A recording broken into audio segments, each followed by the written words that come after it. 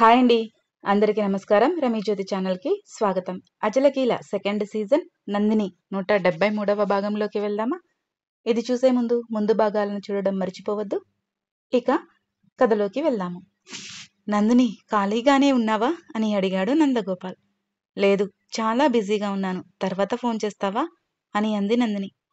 నందు, నేను చెప్పేది వింటే ఇంతకంటే ముఖ్యమైన విషయం నీకు ఇంకొకటి ఉండదు అని అన్నాడు నందగోపాల్. అవునా? అంత ముఖ్యమైన విషయం ఏంటో అని అడిగింది నందిని.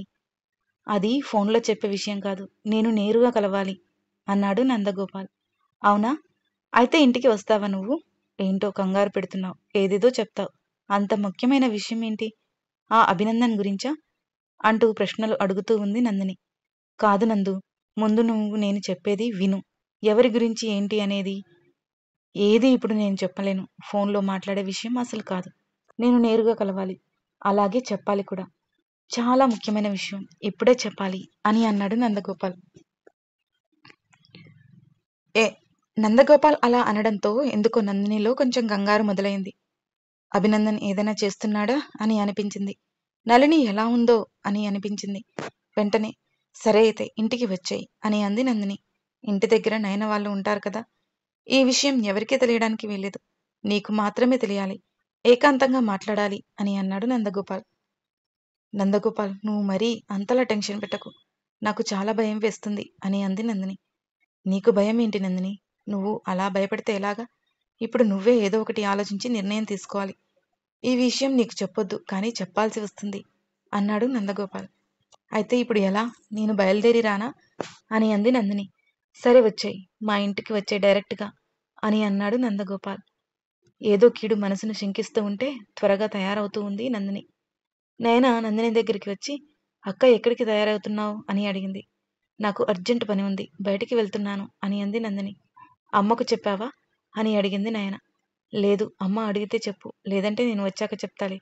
నువ్వు ఇప్పుడు ఏం పట్టించుకోకు అంది నందిని. అమ్మ చెప్పింది అక్క, ఇప్పుడు మనం చాలా జాగ్రత్తగా ఉండాల్సిన సమయం అంట. మరి నువ్వు ఇలా అమ్మకు చెప్పకుండా బయటికి వెళ్తే ఏమీ కాదా అని అంది నయన. పర్వాలేదు, నేను చూసుకోగలను. నువ్వు మాత్రం జాగ్రత్తగా ఉండు. తాతయ్యని జాగ్రత్తగా చూసుకో, నేను వెంటనే వచ్చేస్తాలే అని చెప్పి త్వరగా బ్యాగ్ తీసుకుని బయటికి వెళ్ళింది నందిని. రోడ్ పైకి వచ్చి బస్ కోసం ఎదురు చూసే అంత టైం లేకపోవడంతో వెంటనే ఆటో ఎక్కింది. దారి పొడుగునా ఏం జరిగి ఉంటుందో అర్థం కాక వాటి గురించి ఆలోచనలు. నందిని కోసం ఎదురు చూస్తూ ఉన్నాడు నందగోపాల్.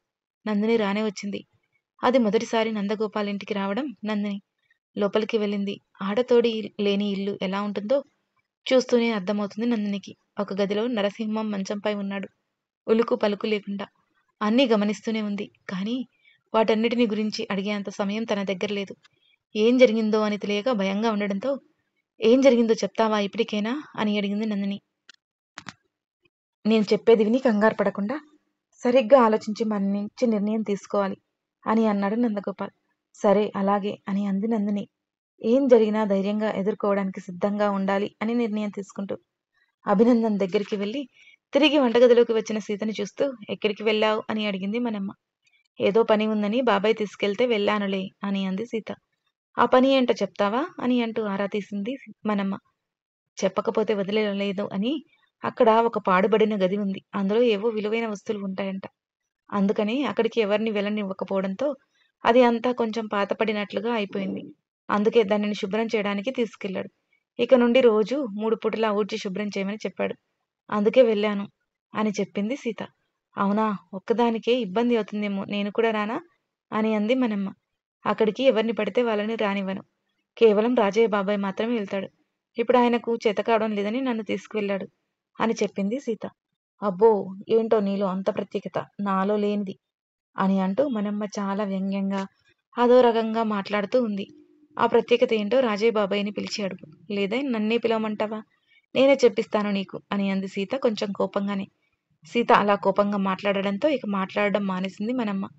అభినందన్కి ఆకలిగా ఉంది అనడంతో వెంటనే వంట మొదలుపెట్టింది. ముందుగా, ఏంటి ఈరోజు త్వరగా వంట చేస్తున్నావు అంటూ మళ్ళీ ఆరా తీసింది మనమ్మ. నువ్వు నా గురించి పట్టించుకోవడం మానేసి ఏదైనా పని ఉంటే చూసుకో, లేదంటే ఇక్కడి నుండి వెళ్ళు అంటూ విసుక్కుంది సీత. అబ్బో, నువ్వే చేసుకో అనుకుంటూ బయటికి వెళ్ళిపోయింది మనమ్మ. నళినికి ఎగ్జామ్ పూర్తయింది. బయటికి వచ్చి సిఐకి ఫోన్ చేసింది. తప్పదు ఇక అతన్ని ఎలాగైనా కలవాల్సిందే కాబట్టి. ఎక్కడ కలుస్తావు? మీ హాస్టల్‌కి రమ్మంటావా? లేదంటే నువ్వే స్టేషన్‌కి వస్తావా? అని అన్నాడు సీఐ. "2 కాదు. మధ్యలో ఎక్కడైనా కలవండి" అని అంది నళిని. "సరే ఈ ఒక్కసారికి. ఇక నుంచి మాత్రం నువ్వే స్టేషన్‌కి రావాల్సి వస్తుంది" అని అన్నాడు సీఐ. "ఆ అవసరం వస్తుందో లేదో తర్వాత చూద్దాం" అని అంది నళిని. తనకు బాగా తెలిసిన ఒక హోటల్ పేరు చెప్పి అక్కడికి రమ్మన్నాడు సీఐ. ఆ తర్వాత "ఈ పిల్ల చాలా ఎక్కువగా మాట్లాడుతుంది. ఈ పిల్ల పొగరు ఎలా తగ్గించాలో నాకు బాగా తెలుసు" అని అనుకున్నాడు సీఐ. నందిని కంగారుగా విషయం అడుగుతూ ఉండడంతో చెప్పడం మొదలుపెట్టాడు నందగోపాల్. నళిని తనకు చెప్పిన విషయాన్ని నందినికి చెప్తూ ఉన్నాడు. ఆ రోజు నవీన్ నళినికి ఫోన్ చేశాడు. కానీ నళిని ఫోన్ మాట్లాడకుండా కట్ చేసింది. తనకు వీడియో పంపించి బెదిరించాడు. దానితో నీకేం కావాలి అని అడిగింది నళిని. డబ్బులు కావాలని హాస్టల్ దగ్గరికి వస్తున్నానని చెప్పాడు నవీన్.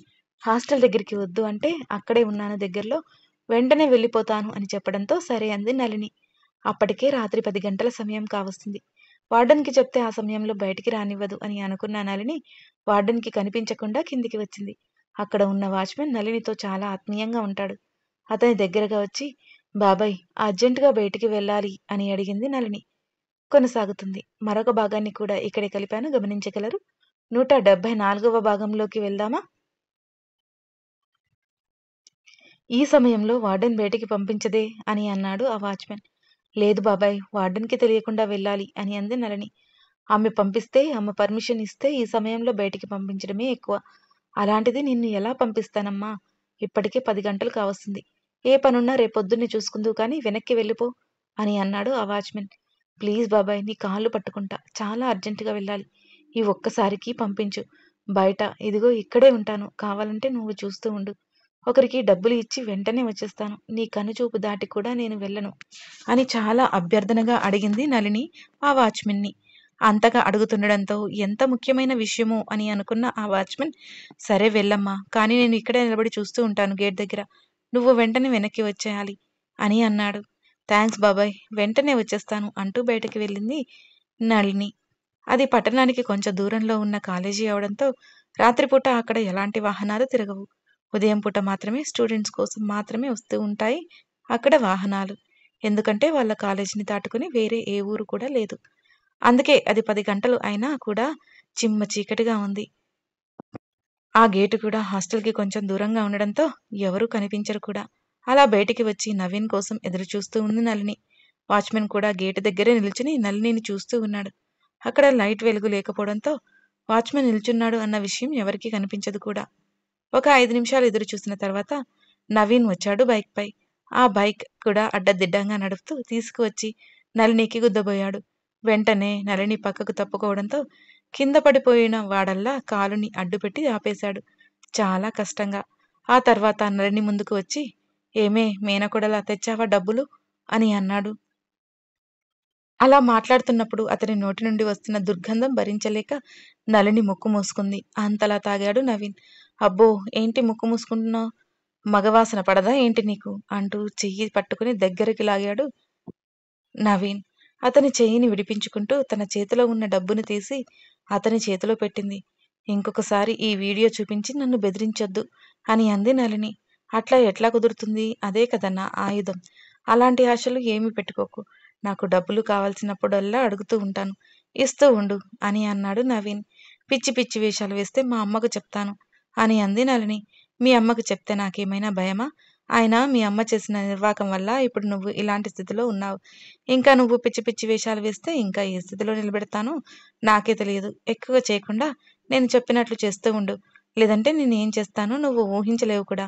అయినా ఇప్పటికే తెలిసింది కదా నేను ఏమేమి చేయగలను అంటూ నళినిని పైనుండి కింది దాకా చూస్తూ వెకిలిగా నవ్వుతూ ఉన్నాడు. అతను చూపు చూస్తేనే కంపరంగా అనిపించింది నళినికి.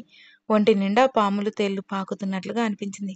చిచి నువ్వు అసలు మనిషివేనా? నిన్ను కన్న అమ్మ కూడా ఆడదే కదరా! ఇలాంటి పనులు చేయాలని ఎలా అనిపిస్తుంది? నీలాంటి నీచుడికి కాలం సరైన సమాధానం చెబుతుంది అని అంది నళిని. ఆపుతావా నీ నీతి సూక్తులు? నాకు ప్రతి పూటకి తిండి తాగుడు దొరికిందా లేదా? అంతే. ఇవన్నీ నాకు అనవసరం. కానీ ఈరోజు నిన్ను చూస్తుంటే నాకు ఇంకా కొత్తగా ఏదో కావాలనిపిస్తుంది అంటూ నళిని ఎదభాగం వైపుకు చూస్తూ ఉన్నాడు. వెంటనే నళిని చున్నీని సరిచేసుకుని వెనక్కి తిరిగి వెళ్ళబోయింది.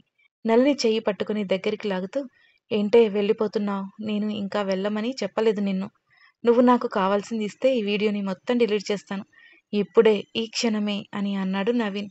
నా దగ్గర ఇక్కడ డబ్బులు లేవు. కావాలంటే ఈ చైన్ తీసుకో అంటూ మెడలో ఉన్న చైన్ తీసి నవీన్ చేతిలో పెట్టింది. అది తీసుకుని జేబులో వేసుకుని, ఇది అడగలేదు నిన్ను. అయినా అవసరానికి పనికి వస్తుందిలే. కానీ నేను అడిగింది ఇది కాదు. మీ అక్కను దక్కించుకుంటామంటే అది వేరే వాడిని పెళ్లి చేసుకుని పోయింది. మీ అక్క అంత కాకపోయినా నువ్వు కూడా పెద్ద అందగతివే. నువ్వైనా నన్ను పెళ్లి చేసుకోరాదు అని అన్నాడు నవీన్. పిచ్చి పిచ్చి వేషాలు వేయకుండా ముందు సెల్లో నుండి వీడియో డిలీట్ చేయి. ఏది ఇటివ్వు అంటూ అతని సెల్ని చేతిలోకి తీసుకోబోయింది నళిని. వెనక్కి జరుగుతూ, అమ్మా అంత త్వరగా ఇస్తానా అంటూ వెళ్ళి బండి తీసి బండిపై కూర్చున్నాడు. ఏం చేస్తున్నావు నువ్వు? ఆ వీడియో డిలీట్ చేస్తా అన్నందుకే కదా నా చైన్ ఇచ్చా. మా అమ్మ అడిగితే మా అమ్మకి ఏం సమాధానం చెప్పను? నువ్వు వీడియో డిలీట్ అయినా చెయ్యి, లేదు అంటే నా చైన్ నాకు ఇచ్చేయి అని అంది నళిని. ఆ రెండు కాదు కానీ మూడో విషయం నేను చెప్తా విను. ఇప్పుడే వచ్చి నా బెండి మీద కూర్చోవాలి. కేవలం 1 గంట మాత్రమే. ఆ తర్వాత నిన్ను తీసుకువచ్చి మళ్ళీ ఇక్కడే దింపుతాను. కాసేపు నువ్వు కళ్ళు మూసుకుంటే నా పని అయిపోతుంది. ఇంత రాత్రి ఈ చలిలో నిన్ను ఇలా చేస్తూ ఉంటే ఇప్పుడే కొరుకు తినాలి అనిపిస్తుంది. కానీ ఇక్కడ బాగోదు. అసలే సుకుమారంగా ఉన్నావు. అందుకే వచ్చి బండి ఎక్కు. మా రూమ్‌కి పోదాం. అక్కడ పట్టు పరుపు లేదు కానీ ఇలా నేల మీద మట్టి మాత్రం కాదు. ఏమీ భయపడకు. తిరిగి నేను తీసుకొచ్చి ఇక్కడ దింపుతాగా అని అన్నాడు నవీన్. కుదరదు అంటూ అరిచింది నళిని. కుదరదు అంటే నాకు కూడా కుదరదు అంటూ సెల్ వైపు చూస్తూ నవ్వుతూ ఉన్నాడు నవీన్. కొనసాగుతుంది. మీకు ఈ కథ నచ్చినట్లయితే లైక్ చేయండి, షేర్ చేయండి. మరిన్ని నా కథలను మిస్ కాకుండా ఉండడం కోసం వెంటనే నా ఛానల్ని సబ్స్క్రైబ్ చేసుకోండి. ఈ కథపై మీ అభిప్రాయాలు తెలియజేయడం మర్చిపోవద్దు. మరో భాగంతో మీ ముందుకు వస్తాను. మీ రమీ జ్యోతి.